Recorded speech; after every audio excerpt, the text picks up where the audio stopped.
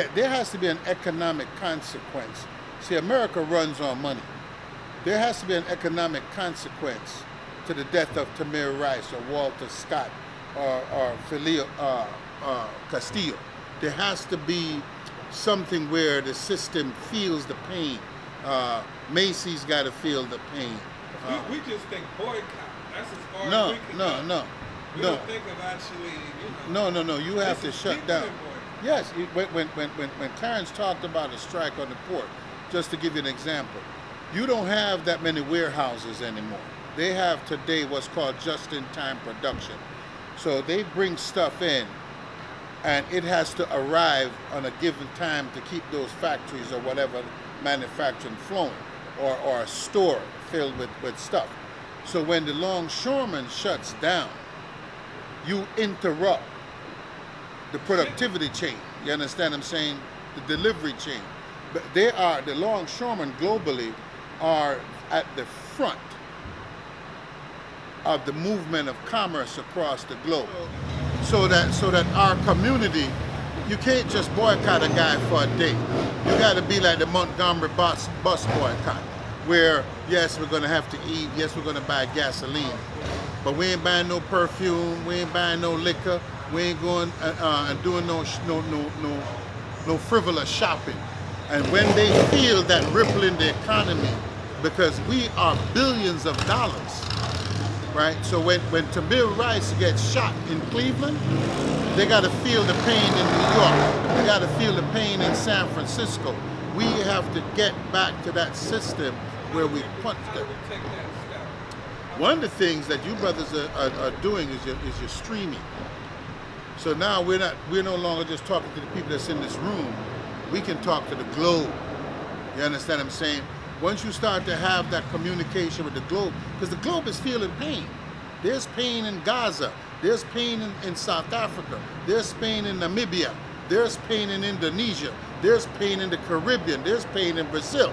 So once people start to realize that other people are feeling that pain and that those people are ready and willing to rise up, there's going to be a global revolution against this capitalist class and this capitalist system that continues to attempt to drive wages down instead of bringing wages up on a global perspective. If they have a port, then they need to find out what union is responsible for that port, what longshore union local is responsible. Go and start to have a meeting and let those people know that there's going to be a community blockade of the port. That's what happens in Local 10. And the community goes up, sets up a picket line.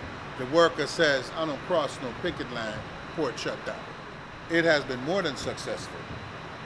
If you listen to Clarence Thomas, we changed the dynamic in South Africa, the dynamic in Israel when they shot all those people in international waters. We made the world pay attention and made them have to do some things differently.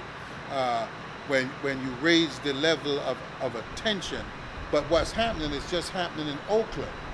It needs to happen across the country. It needs to happen in the Gulf Coast and the Great Lakes on the East Coast, that there's a national shutdown. Trucks need to stop moving. Trains need to stop moving. When you start to have that type of a response, then the system says, yo, you better stop killing people. I'm gonna lock your ass up because you're costing me billions of dollars. Trains, trucks, UPS, you got a port right here. The Great Lakes have a port all up and down. All these Great Lakes have ports. We have to get these people on board to realize that Tamir Rice is you. You might be thinking you're feeling good right now, but if they went out on strike tomorrow, the boss would send that same cop to bust his head open and go back to work. That same cop who killed Tamir Rice will bust his head open on a picket line. Yeah, they're always going to try to intervene to get the worker to go back to work because it's cost to the society, it's cost to the system. That's why we have to raise the consciousness, because they have to know this threat exists, that if you don't rein your killer cops in, then there's going to be a cost in production that you don't want to pay.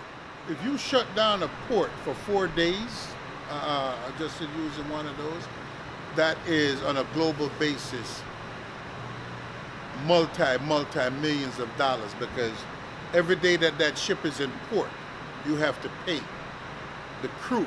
You got to pay them. You got to feed them, right? And there's some guy in Denver that's waiting for something on that ship that he or she cannot get. So let's say you are Best Buy.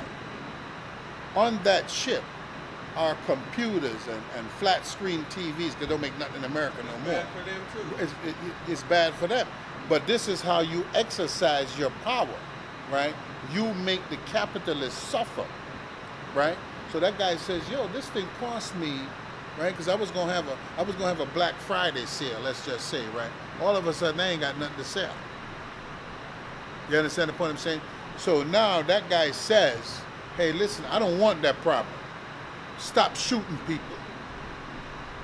And he's going to tell the mayor, and he's going to tell the governor, and that's going to reach down to the commissioner, and it's going to reach down to the sergeant. The next one of you that kills somebody that don't make sense, because we don't fight over everybody that get killed. Cop gets into stuff sometimes and be shooting people. They shooting back.